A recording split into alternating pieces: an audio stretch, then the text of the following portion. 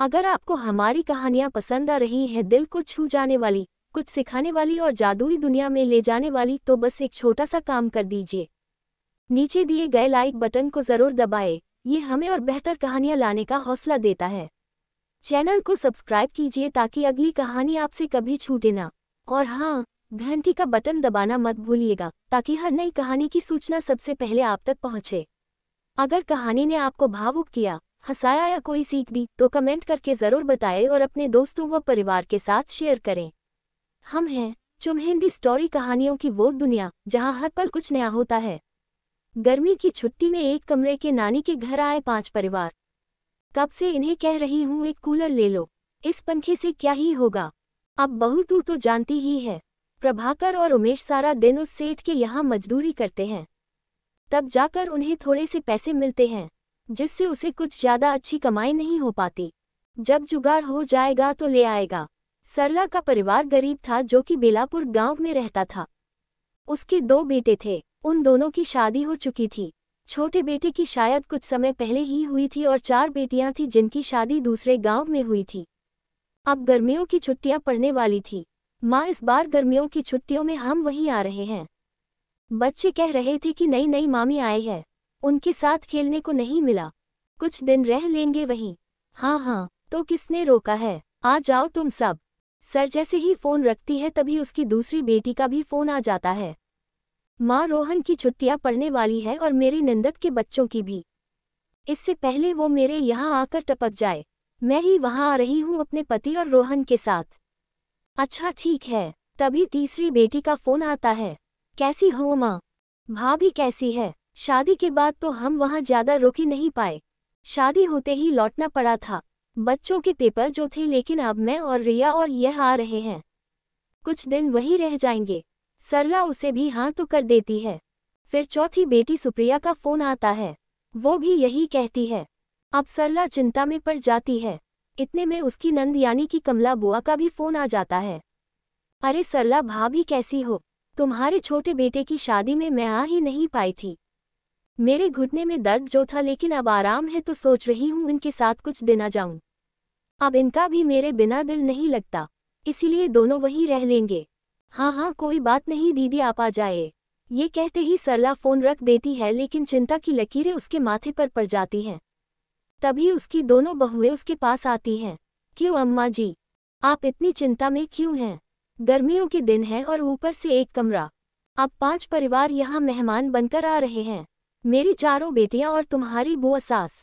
क्या, लेकिन इस एक कमरे में इतने सब कैसे? कोई बात नहीं, कोई ना कोई जुगाड़ हो ही जाएगा। अब किसी को ना तो नहीं कर सकते ना, और यह मायका है, उन सबको आने से कैसे रोक दूं? लेकिन माँ जी, हम सब तो बड़ी मुश्किल से इस कमरे में सो पाते हैं। फिर सर लाला की दुकान से थोड़ा राशन ले आती है।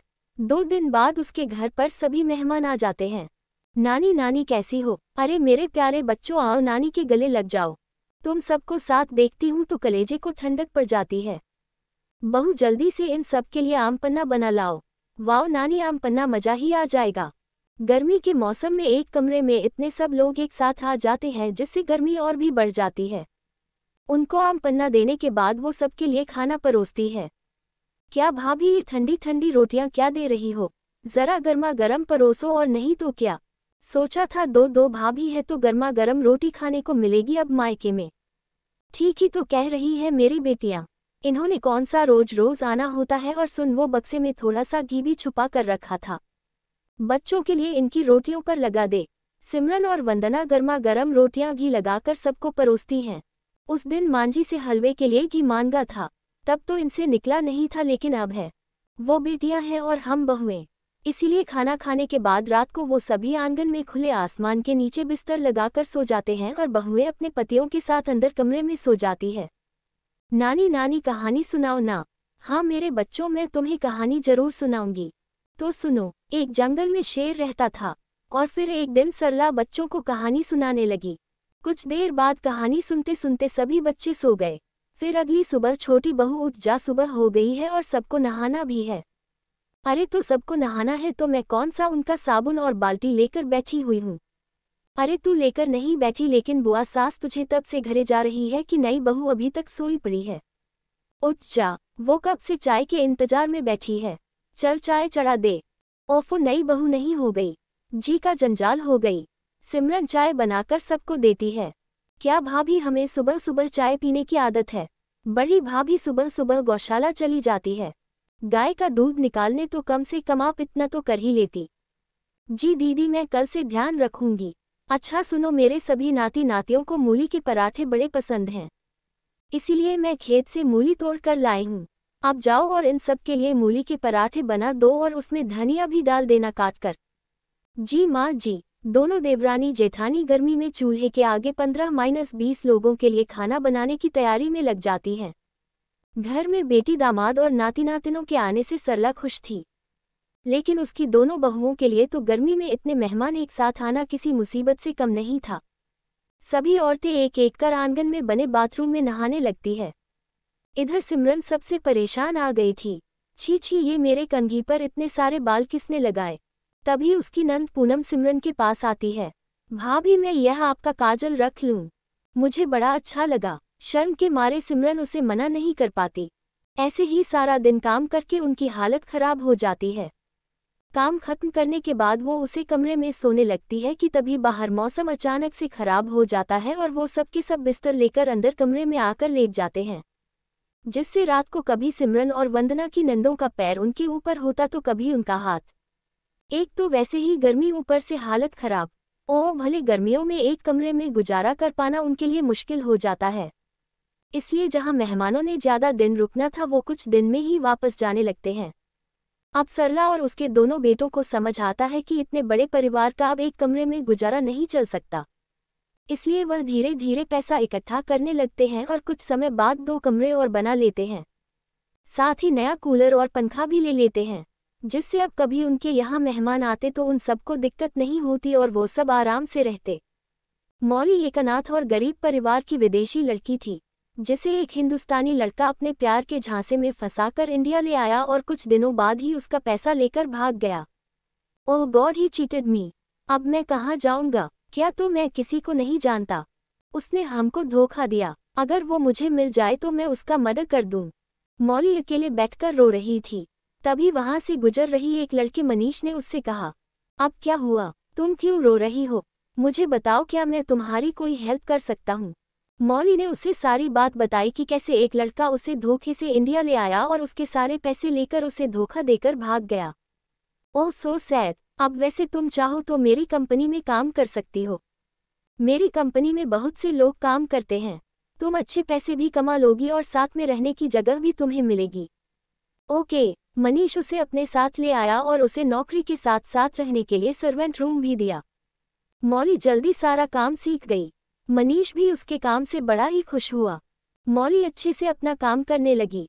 उसे वहां काम करते हुए 1 साल हो गया और उसकी वजह से कंपनी को अच्छा खासा मुनाफा हुआ।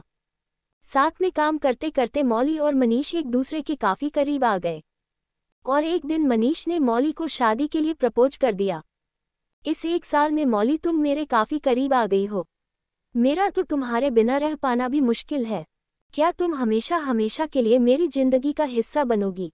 Will you marry me? Mary, तुम अच्छे से जानते हो ना मनीष, मैं एक अनाथ हूँ और ऊपर से गरीब भी।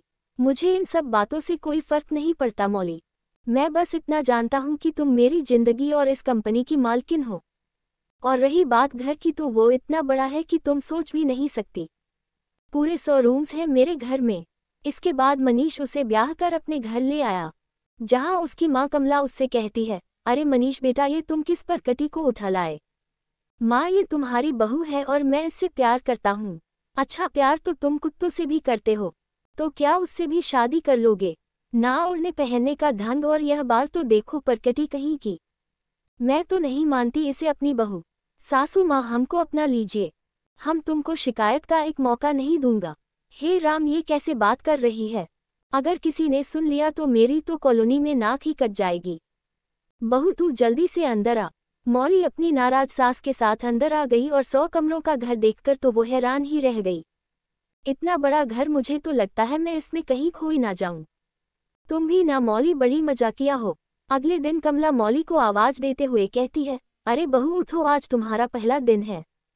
इंडिया में इतनी देर तक नहीं सोते। उठो और जल्दी से कुछ मीठा बनाओ। जी सासू मॉम, मैं अभी नहा के आया। आया आया। हे राम, मेरे तो कर्म ही फूट गए जो यह आया और जाया वाली बहू मिल गई। मौली नहाकर बाहर आती है तो उसकी सास उसकी मदद करते हुए उससे हलवा बनवाती है। इसके बाद उसकी सास उससे कहती है, ये ले जा ये हलवा और अपने पति को भी चखा दे और यह चाय भी ले जा। मनीष को सुबह उठते ही गरम चाय चाहिए होती है। बेचारी मौली सहमी सी वो हलवा लेकर अपने कमरे की ओर चल पड़ी।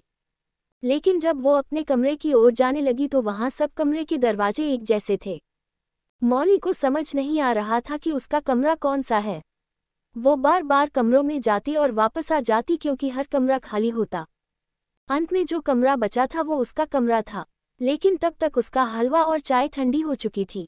अरे मौली, यह चाय और हलवा तो पूरी तरह से ठंडा हो चुका है, अब इसे कौन पिएगा? एक बात बताओ कि 100 कमरों वाला घर बनाने के लिए आपने कौन सा इंजीनियर बुलवाया था? मैं पिछले 1 घंटे से अपना कमरा ढूंढते ढूंढते थक गई। तभी पीछे से कमला आकर कहती है, क्यों, अपना घर तो हर कोई पहचानता है। हाँ, पर यह सब पीछे देखा हो तब ना वहाँ तो एक कमरे में ही रहती होगी। पता नहीं मेरा बेटा कहाँ से इस उड़न तस्तरी को उठा लाया। गरीब कहीं की। माँ, मैं मानता हूँ कि मौली गरीब है, लेकिन अब वो इस घर की बहू है। शादी को 10 दिन हो गए। फिर एक रोज कमला कहने लगी, तुम दोनों ने शादी तो कर ली, लेकिन हमारी भी समाज में कोई इज्जत है, इसलिए मैंने रिश्तेदारों को एक ग्रैंड रिसेप्शन देने का सोचा है, और इसके लिए हर तैयारी तुम दोनों को ही करनी है। अपनी सास की यह बात सुनकर मौली सोच में पड़ गई। क्यों ना मैं हर एक कमरे की डेकोरेशन अलग कर दूं ताकि कमरों की पहचान हो सके, लेकिन इसमें तो बहुत समय लग जाएगा। तो क्यों ना मैं हर रूम के बाहर नंबर लिख दूं। नहीं नहीं, यह अजीब लगेगा। ये घर है, कोई होटल नहीं, तो फिर क्या करूं? अरे ओ, पर कटी किस सोच में डूबी है। अगर ऐसे ही सोच में पड़ी रही तो फिर तो हो गया सारा काम। मनीष और मौली ने मिलकर सारी तैयारियां कर ली और आखिर रिसेप्शन वाला दिन भी आ गया। ओ पर कटी, अब जल्दी से जाकर तैयार हो जा। जी सासू मॉम। मौली अपना कमरा ढूंढते हुए जैसे ही एक कमरे में गई तो वह अंदर से अपने आप लॉक हो गया। ओह गॉड, ये क्या हो गया? ये गेट खुल क्यों नहीं रहा? अब मैं बाहर कैसे जाऊंगी? कुछ देर तक कोशिश करने के बाद मौली घबराकर बेहोश हो गई। अरे बेटा मनीष, बाहर सब मेहमान आ गए हैं, ये बहू अभी तक आई क्यों नहीं? कहीं ऐसा तो नहीं कि हमारा पैसा लेकर कहीं भाग गई हो? माँ, मेरी मौली गरीब जरूर है लेकिन चोर नहीं। हो सकता है किसी कमरे में तैयार हो रही हो। जा फिर जाकर देख, कहीं ऐसा ना हो कि वो अपना कमरा ही ढूंढती रह जाए। मनीष ने सभी कमरे देख डाले, फिर उसे वो एक कमरे में बेहोश पड़ी मिली। तभी वहां कमला भी आ गई। उठो बहू उठो, ये तुम्हें क्या हो गया? मनीष उसके मुंह पर पानी के छींटे मारता है। फिर मौली को होश आ जाता है। भगवान का शुक्र है कि तुम ठीक हो, अगर थोड़ी देर और हो जाती तो पता नहीं क्या होता। सासू मॉम अपना कमरा ढूंढते हुए मैं यहाँ आई, फिर ये दरवाजा ही लॉक हो गया और डर के मारे मैं बेहोश हो गई। अरे बहू, मैं सास हूँ, कोई जल्लाद नहीं जो तुम्हें इतना डराऊं कि तुम्हें कुछ हो जाए। मैं कल ही इन सब कमरों के दरवाजों पर अलग अलग देशों के नामों की नेम प्लेट लगवा दूंगी, जिससे मेरी बहू को अपना कमरा ढूंढने में परेशानी ना हो। मैं नहीं चाहती कि मेरी वजह से मेरी बहू को कुछ भी हो। सासू mom, you are my real mother. अब क्या बोली अंग्रेजी में? माँ ये कह रही है कि आप तो बिल्कुल उसकी सगी माँ जैसी हो। हाँ, तो ये परकटी भी तो मेरी बेटी जैसी है। अच्छा, अब बातें बंद कर और मुझे इस परकटी, मेरा मतलब है मेरी बेटी को तैयार करने दे। सब मेहमान इसका वेट कर रहे होंगे। इसके बाद कमला मौली को अच्छे से तैयार करके सब मेहमानों से मिलवाती है और फिर अगले दिन सुबह हर कमरे के दरवाजे के बाहर अलग अलग देशों के नामों की नेम प्लेट लगवा देती है, जैसे अमेरिका, जापान, दुबई, और इसी तरह मौली और मनीष के गेट पर इंडिया की नेम प्लेट लगवा देती है, जिससे अब मौली को हर कमरे को समझने में आसानी हो जाती है।